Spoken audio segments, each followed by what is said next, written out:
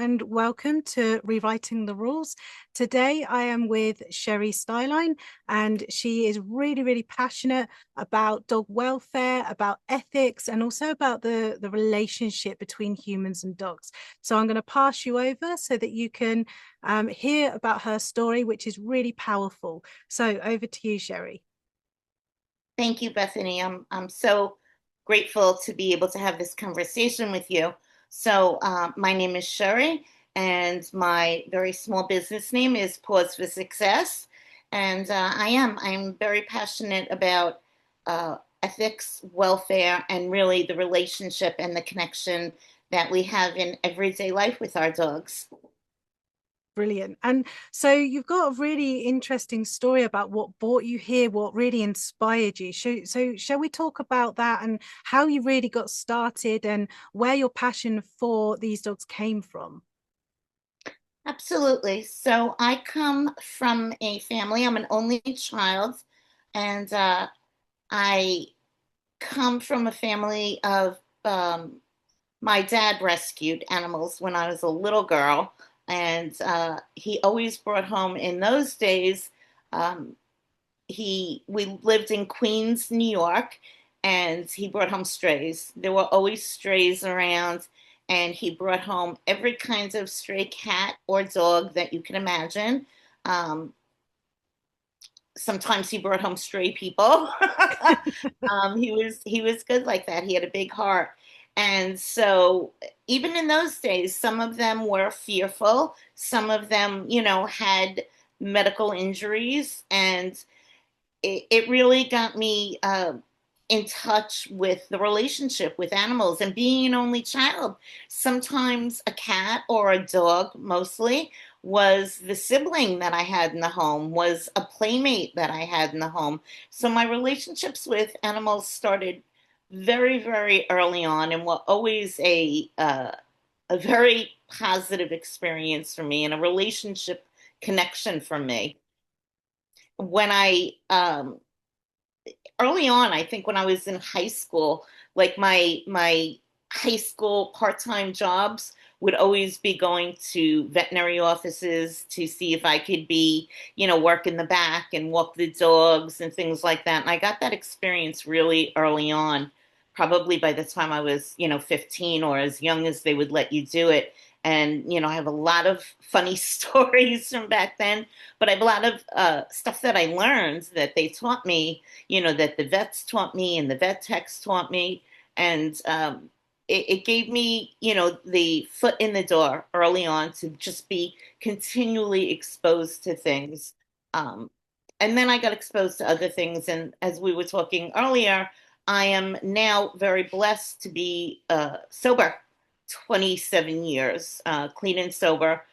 But that choice kind of led me away from any kind of other experiences or education that I would have taken and maybe, other routes. But I did things even then, even when I was like a hot mess, I would still, drive around in a car with, huge bags of dog food and feed stray dogs. I remember one time feeling like the Pied Piper, like walking around with a big bag of dog food, like feeding stray dogs in New York, and thinking Wow. like this is really weird.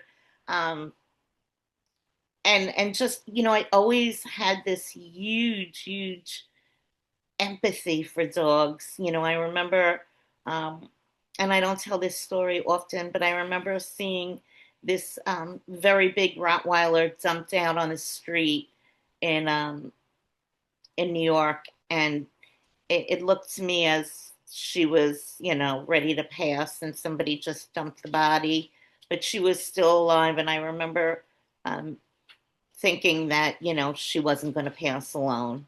And I just sat on the street with her till she passed, just Wow. because I couldn't see whether I knew this dog or not. I just couldn't see her pass alone. And that for me, even though it was a very long time ago, was a memory that I will always have, and how important, um, dogs have always been to me. And I did get clean and sober, and I got right back involved with the rescue world, and I started fostering and um, getting involved with rescue and really with humane and ethical and welfare based rescue. And I came from, I'm an older gal. I'm 58. I'm not a spring chicken, so to speak. And I came from a time when, you know, we were a little bit more balanced. I didn't ever do anything to hurt dogs, but you were taught to do things that were a little bit more balanced. And Around 2015 to 16, a lot of things in my life changed, as I was telling you. Around 2015 or 16, I had been in the medical field for a long time and doing all this rescue work, on spare time. And my mother, I was an only child. My mother died. I found out I was not in touch with my father. He was estranged. And I found out inadvertently my father died. This was in the same week. And the physician I was working for closed his practice. And so I had like a lot of major events happen to me. And I was kind of just reeling. And I had made all these friends in the um, positive dog community, and a few of them were really great trainers and reached out to me and said, like, why don't you think about just changing your life altogether, and looking into, maybe working with dogs and doing that full time. And one gal said to me, "You have a real natural instinct for it." And that always stuck with me. And that became part of a journey for me. And I knew from the beginning my niche, which it is today, was working with fear, trauma, and aggression. And that connects with me being in recovery. That's where the two really meet for me. That I feel those dogs are the dogs that I feel for from my heart, from my heart to their heart. And those are the families that I feel for. And, I'm able to connect with those families um, with empathy and with understanding and without judging them and without, I feel that, you can't help the dog without helping the family also.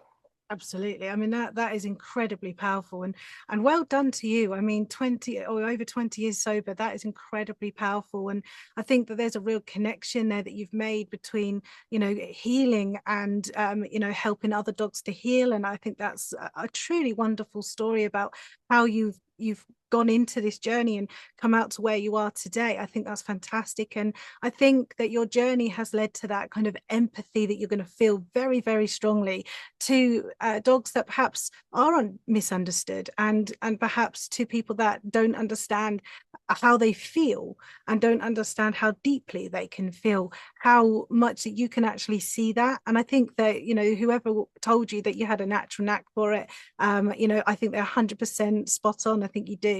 And I think that the dog world is definitely better for having you in it, having such an influence in all the work that you do, particularly for the dogs that need the second chances. And you seeing that from as an right from an early in early childhood, that's a fantastic thing that you had that connection with animals right from the start. And then with that very, very precious time you spent with that poor Rottweiler that you found. And I think that that's all part of your story. It's part of who what's made you who you are today. So I think that's fantastic. So in terms of like your work and what you do now, what does that look like, and who do you focus on? So I know a lot of people offer classes, and particularly locally to me. And so I am in Long Island, New York, and there are a lot of classes locally to me. So I didn't find that I was another need for classes.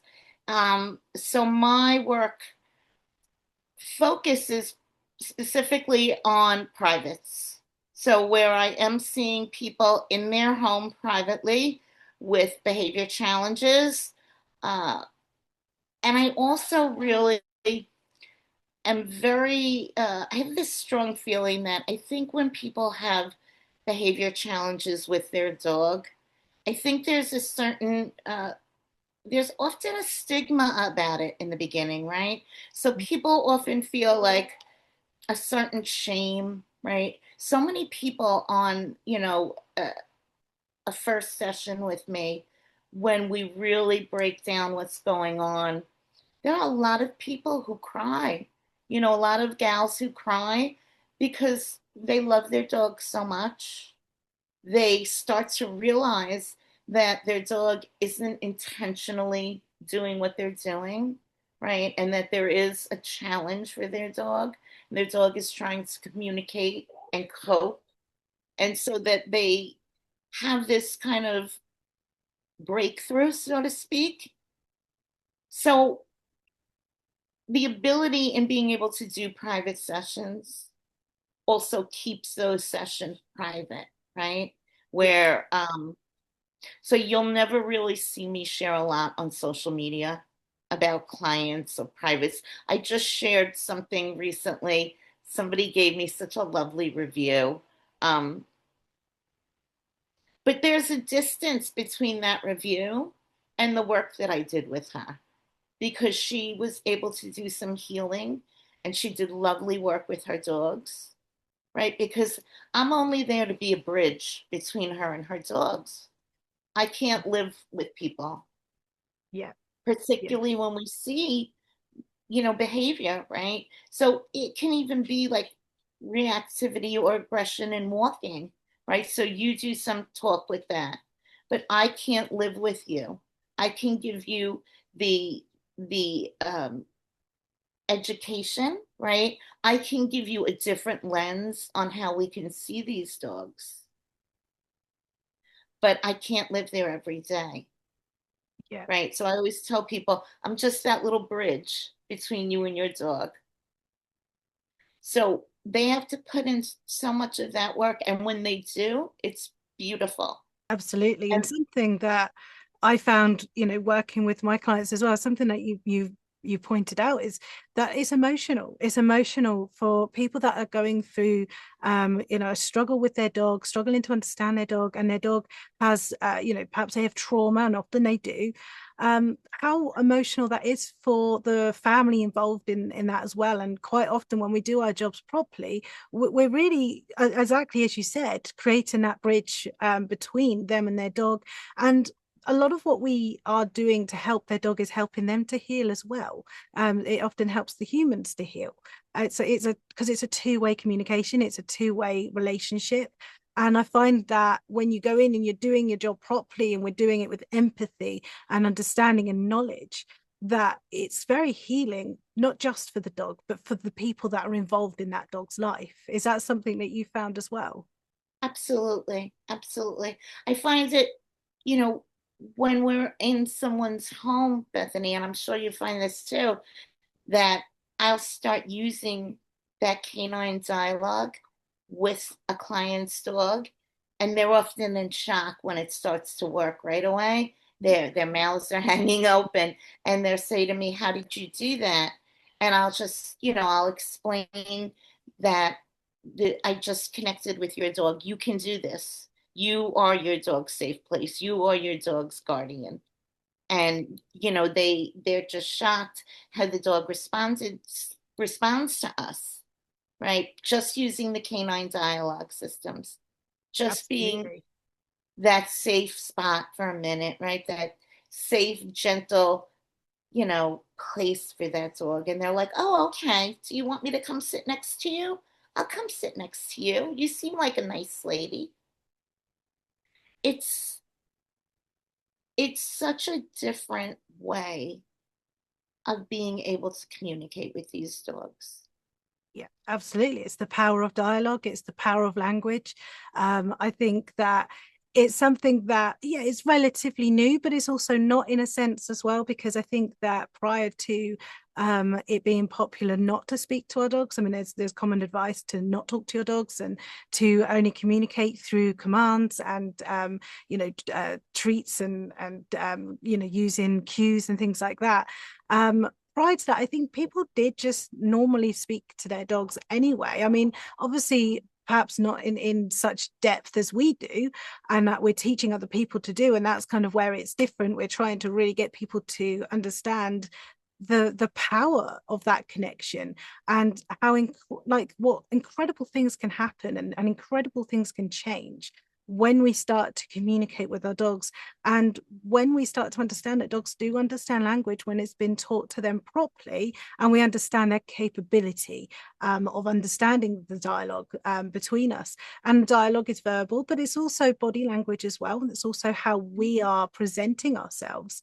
And I think that that's a fantastic thing to do. So, I mean, in terms of when you started to use this, tell me a little bit more about where this started for your journey, and your experience in this kind of communication. So I think that I was doing a little bit of this because I think that it's interesting that when you've had dogs, I think children naturally talk to their dogs. And so I think this might be an innate quality that humans have. But what happens is we're told not to do it. And so that's when it stops. So I think that it's particularly when I started like seeing other trainers and learning from other trainers, we were all told to stop, right? Even in positive reinforcement, we were told treat, treat, treat. And then I started to learn, and particularly from a gal named Kim Brophy, I started to learn to really communicate. And there was some things she taught immediately. I was blessed enough when she did her first course, her first legs course, her family dog mediation course. The first one was not online. It was in a wolf sanctuary in the States. And she did, I think, 50 or 52 people. And I signed up immediately and I went, and it was wonderful. And it was like a week long. We were there and it was terrific. And she talked about utilizing this kind of talking to your dogs and really kind of narrating for them, right? And really being intentional. And I started to realize I do this. I know how to do this. And not being ashamed of it, not, being able to teach your clients how to do it and doing it everywhere, right? Not just in specific situations or doing it everywhere, being okay with doing it everywhere. And so I started to do it naturally at home. And it was wonderful. It worked fabulously with my own dogs. And then I started to teach clients how to do it. And I was getting this great feedback from people. If they were even doing nothing else, that they were doing that and that it worked. If they did nothing else that I gave them, they would just do that and it would change, and the behavior challenges would get better 30% to 40% in 1 week. Wow, that's fantastic. That's brilliant. I mean, I think I've been following Kim's work for a little while. I think what she does is fantastic. I love that. I haven't done the course, but I think it's a fantastic course for people to do. In a wolf sanctuary sounds amazing as well. I'm very, very jealous. But I mean, It was wonderful. I was very grateful I did it. Um, she was a mentor then. She's a friend now and a colleague, and it was fabulous. It was a fabulous course to take. I recommend people take it. But she opens up a lot of doors and gave us really the um, the roads, right? She started talking about ethology and welfare, where a lot of people held those things silent before, right? Kept a lot, people were talking about cues and obedience and operant conditioning. And, she started to kind of blow those doors open for people. and really talked about, well, what's the proper welfare for our dogs, Yeah. right? Yeah. What do these dogs really need from us instead of what do we need from them, even when we're doing it positively. So it really kind of blew a lot of doors open. And so I started to really look at my dogs, and it's so much fun. And, I was on the phone the other day with a friend, and I have bully breeds in my own home. I like the bully breeds. And so now I adopted a little pit bull, what I thought was going to be a little pit bull, almost 3 years ago. He was, 8 weeks old, and his DNA was 96% American Pit Bull Terrier, and he's got to be like 100 pounds now. And he has some behavior challenges. And so it's really important for me to have a lot of communication with him, because at 100 pounds, if he needs to jump in my lap from the other side of the room, I'm 4'11". And so he can really leave a lot of bruises on me, Yeah. not intentionally, but he can be like one of those very needy. We see this all the time with the bully breeds. Very needy, mommy, mommy, mommy. I'm afraid that a leaf blew, right? So on top of me, and I need to have that connection where I can talk to him about, come, right? Elijah, come on over and sit with mommy, but you don't have to fly at me 50 miles an hour. So all of those things are great. The other day I was on the phone and I have two bullies that were wrestling, and I said, hold on to the person. And I looked at them, and like you said, phrases that they're accustomed to. And I just said, please stop right now. Mommy's on the phone. Go do something else. Both of them looked at me and stopped, and they went and got toys. And to me, to have relationships like that with your dogs is fabulous. Yeah, absolutely. I mean, it completely blew me away when I started to. I mean, really, I was, looking at ethology, and I was coming away from behaviorism, really just stepping outside of behaviorism, because behaviorism is really the most popular and mainstream conventional way of not just working with dogs, but really just viewing dogs through the behaviorism lens. And when I started to see behavior as not something to control, not something to cue, not something to change, not something Yeah. to try to manipulate, my whole life changed. Not only that, but my dogs' lives changed. And then everyone else that I was working with, their dogs' lives changed, because then I started to change the style I was working from within behaviorism to outside of it, to include ethology and other various different ways of changing perspectives and working with dogs. And really, it was opening my eyes up to the amount of emotions that they have, the amount of capability that they have to understand us, that they want to understand us. And I think that they've been trying for so long to get us to understand them. I think it's been less about teaching our dogs to understand. It's more about teaching ourselves how to understand them. I think that's Yeah. been probably one of the biggest challenges. And when we get it and when we see it, and the relationship goes far beyond obedience. I mean, I think people get so stuck on that word, and I think it means different things to different people, perhaps. Because I think when I say, like, I don't really use the word obedience at all when I work with dogs. Obedience is not interesting to me. It's not something that is important. I don't think. But if obedience, I think, translates to some people equaling safety, then obviously we do use safety and we make sure that dogs remain safe. It's not just because we don't use obedience doesn't mean that we have dogs that are out of control and can't control themselves and are putting themselves or others in danger. And so coming outside of obedience, it just means that, like, not necessarily using strict commands and things that just aren't necessary. So I never tell my dogs to sit, I never tell my dogs to lie down. I don't tell them like stay and stay frozen. I'll say like, wait for me. You can wait for me over there for a second. Can you just like wait by the door until I open it, Yeah. check it's safe, and then we go out. So we've got the safety precautions in place, and those procedures are there, but it doesn't involve like strict commands, military style commands, because we don't need that. We're not really training dogs for shows. We're not really training dogs for obedience competitions or military work or police work. In those settings, I can understand having obedience and how necessary that would be to have a dog that's very compliant.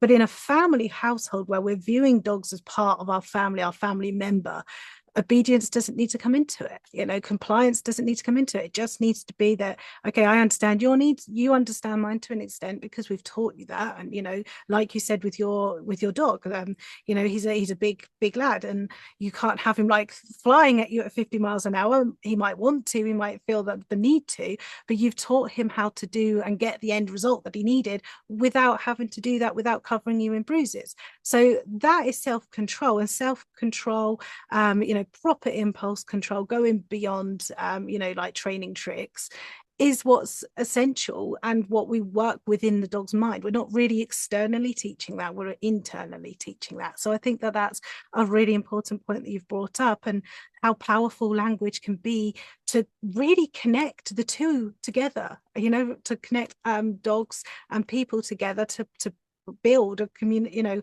understanding and a communication. I think, the big point, like you said, is we underestimate them so much. We've been doing that for years.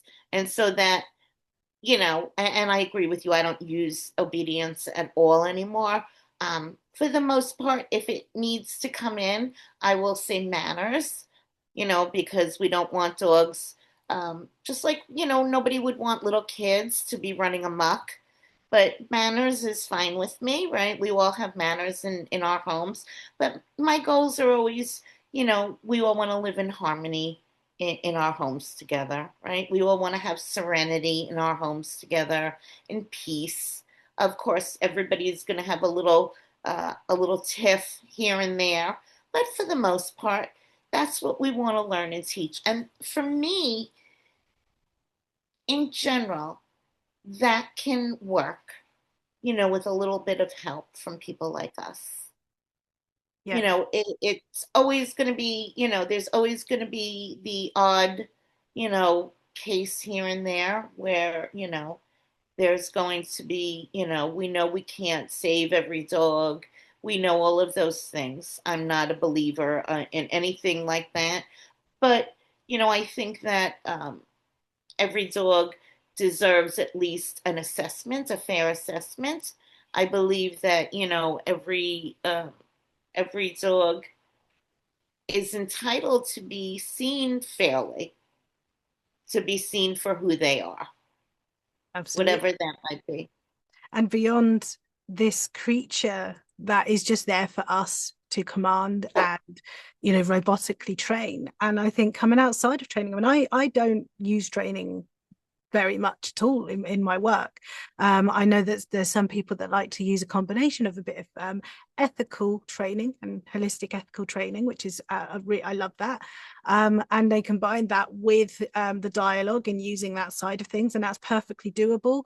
But I find that, like you say, with manners, with having like, it wouldn't be good in sense of when we look at children, it wouldn't be good or fair to have them running riot, with no boundaries. And not only is that not good for the household or even society, it's not good for their mind. It's not good for how they're feeling inside. They do need boundaries, but they need safe and ethical boundaries. It doesn't need to be strict. It doesn't need to be unnecessary. And this is the same with dogs. Like we do need some boundaries, and I would call them, I like that, manners, and just be thoughtful. Just don't charge out and do something dangerous or knock people over or that kind of thing.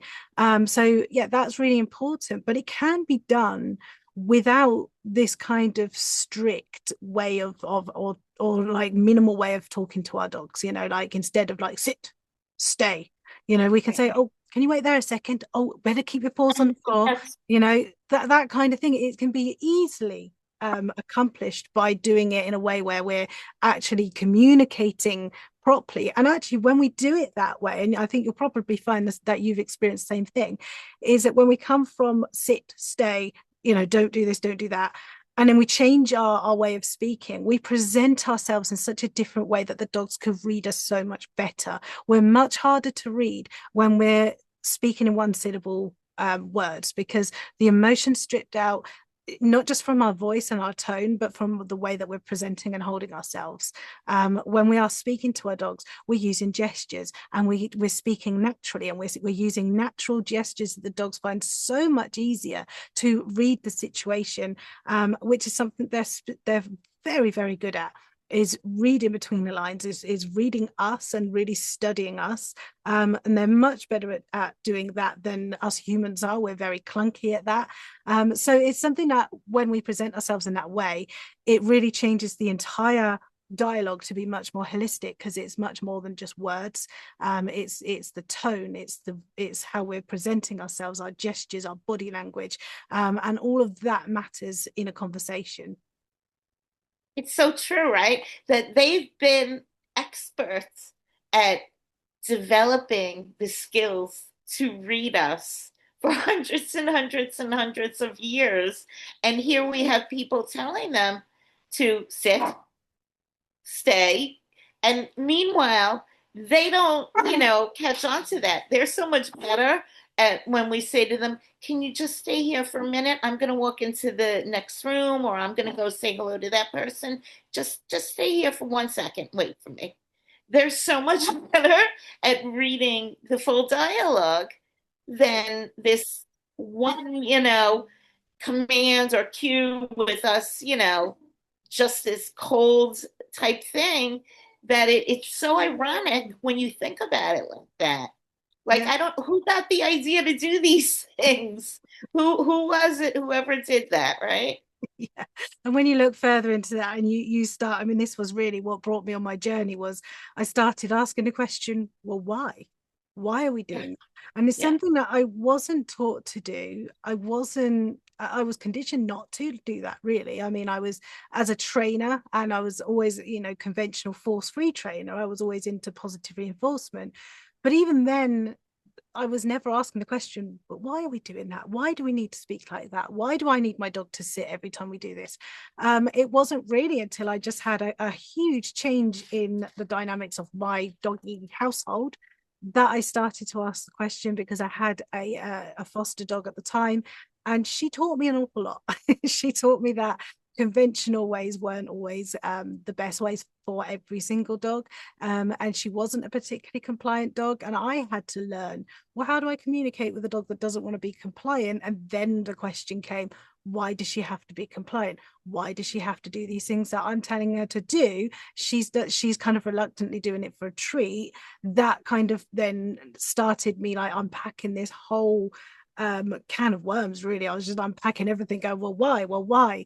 And that really is what brought me to the CDD method, and developing that, because I just had to think, well, yeah, but this is a very strange way. When you actually think about how we speak to dogs, what we want them to do, it can be very strange. And outside of competition, outside of like the competing world and those kind of shows and things, that's not really my area. And particularly like when we look at the history of dog training in this sense, well, they had goals, they had reasons for those commands, and a lot of it was military, a lot of it was police work, a lot of it was that, Yes. and that then developed into shows. And then we're like, but the average family dog, do we need that from a dog? And Right. what are we actually asking of them? And it does work when I know I see it. I have colleagues and friends that are doing just sports and agility and doing things like that, where they do need these very precise things. But that's just not what I'm teaching, right? So, and that wasn't my niche. It's not what I was going for. So my what I was working with, what I'm always been working, was family homes, just happy family dogs, right? And so I realized that I never had need for those things. They weren't fitting in, but everybody else that I saw in my area was still teaching them, right? The Yeah. dog needs to walk on one side of you, they need to heel. And I would say to people, and I would pose that question for fun. I would say, but why? Yeah. And people would go, gosh, I don't know. The dog doesn't seem very happy. And I would say, well, let's explore that a little bit. And people would just love it. You know, clients would love it. It would be so much fun to kind of unwrap and help them then, like once we unwrap the box, help clients unwrap the box, Oh yeah, absolutely. I mean that's right? really the end goal because as you say, we can't live with our clients, so we can't, be there at every turn that they need help with. So, the best thing is to teach them how to do these things and how to think through these things and how to work through these things. And one of the really interesting things that I came across when I was it was what like a light bulb moment was when I was teaching all the kind of traditional stuff, through treats and things like that.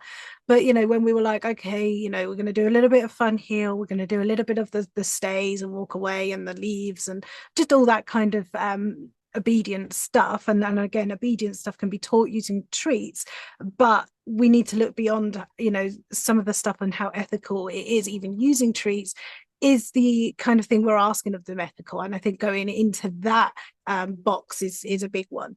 But one of the things that I saw a lot of was that I was just like, when I'm like asking my clients, what's your end goal? What kind of life do you envision with your dog? Like, what do you want out of this? Most people just say, I just want to like go for these lovely walks and make sure my dog's safe and free and enjoying their time off the lead and enjoying their time with other dogs and enjoying their time and making sure that nothing goes wrong. So it was really to do with they just want a sense of freedom and that lovely kind of walking life and that nice life where you're living with your dog as a in a relationship as a family member and not battling with your dog every day. And when I was thinking that was pretty much 90% of my clients that wanted that as their result, and I'm like, but that's not what I'm teaching them. What I'm teaching them is a very obedient dog, that could go through any kind of training, that could go through any kind of competition. And I was thinking, and that's not what I wanted for my dogs. It wasn't what I was doing with my own dogs. I wasn't training them to that extent. I was just letting them be dogs for the most part of their life and guiding them through that. Even before I was using the CDD method, I just wasn't using too much training with them, but I also wasn't doing the CDD method in dialogue because I hadn't got to that point yet. But I wasn't I was teaching my clients what I'd been taught to teach, and I wasn't living the same life that I was teaching my clients to live. And I thought that there's something that's mismatched here. And so now what I do is I'm teaching people how to live that life of running along on the beach with your dog, where you're happy, where your dog's safe, where they're content, where you're both engaged with each other, where your dog can be a dog, and that's okay. That's a great thing. They're being a dog because they're dogs, and they don't need to respond to my every command. They don't need to drop everything they're doing if they're being safe to come to me. They're just enjoying themselves, and we're enjoying ourselves too. Rather than, I'm not teaching anyone how to run in a crufts ring. Yeah, it's that's great if people want to do that, but there's much better trainers out there to do that for. I'm not that. That's not my kind of way of being with my dogs. I'm not that way inclined. So why would I want to teach obedience in that way, or should teach that obedience in that way when I don't live that life, when I don't believe that that's what I want to do with my dogs, and I just want to work with the clients to see to see their dogs as a family member. So that was a nice light bulb moment that really helped to change my viewpoint. Excuse me. Is he getting involved? Yeah, they're wrestling a little. Excuse me, Elijah. I'm on a Zoom. Thank you. You want to come say hello? Come here. I'm sorry. Excuse me. No, never apologize. I love it when dogs get involved. Do you want to come say hello? You can come up. Oh, hello. He's huge. All right. That's enough, though. Okay. Thank you. Oh, he's lovely. He's still a baby. He's under 3 years old. Oh, So, and he spoke. Oh, I'm sorry. Excuse me. that's okay. He's gorgeous and he's part of this, so that's great. I just want to finish up. If there was a final message or something that if anyone's listening and they're new to this idea of dialogue and then they're new to this idea of coming away from obedience and replacing that with relationship, what would your message be to them and anything to kind of help them and guide them on their way? My message would be the same as a lot of other people these days, but it means something to me. So I would say to please remember connection over correction, first off. Um, and watch your dog. Talk to just give it a try. Talk to your dog, have a relationship with your dog, and watch the response. You know, if you just watch the response of doing this, it's incredible the response you get. So I think that when people do that, when they give this a shot and they see the response they're getting, and it was just as simple as what we just did now, right? So he started the barking and wrestling, and I just said, excuse me, I'm on a Zoom. And I said, would you like to come up and say hello? He gets a little attention, and now he's off doing something else, but he's not barking anymore. It's just as simple as that. I just simply asked the dogs to stop barking and wrestling loud. It just communication, just relationship with our dogs is just so simple once we start it. So simple, but it goes two way. It's us listening to them too, and I think that's a big part of what we need to do. Yeah, absolutely. I think um that's fantastic advice to give to anyone because it's an easy thing to start. You just have to trust the process. Speak kindly, and it's also two-way. So look at what your dog's saying, look at their body language and read them. So thank you so much, Sherry, for coming on here. It's been fantastic to have you here. I'm so glad that you are out there in the world doing what you're doing, making such a phenomenal difference. And if anyone listening wants to get in touch with you or wants to follow your work, how can they do that? Where can I send them? So it's Pause for Success on Facebook. And I am building a new website, which will be pauseforsuccessnewyork.com. Fantastic. Well, I will link that into the section below. But thank you so much. It's been wonderful to have you here and see you all soon. Thank you. Bye bye.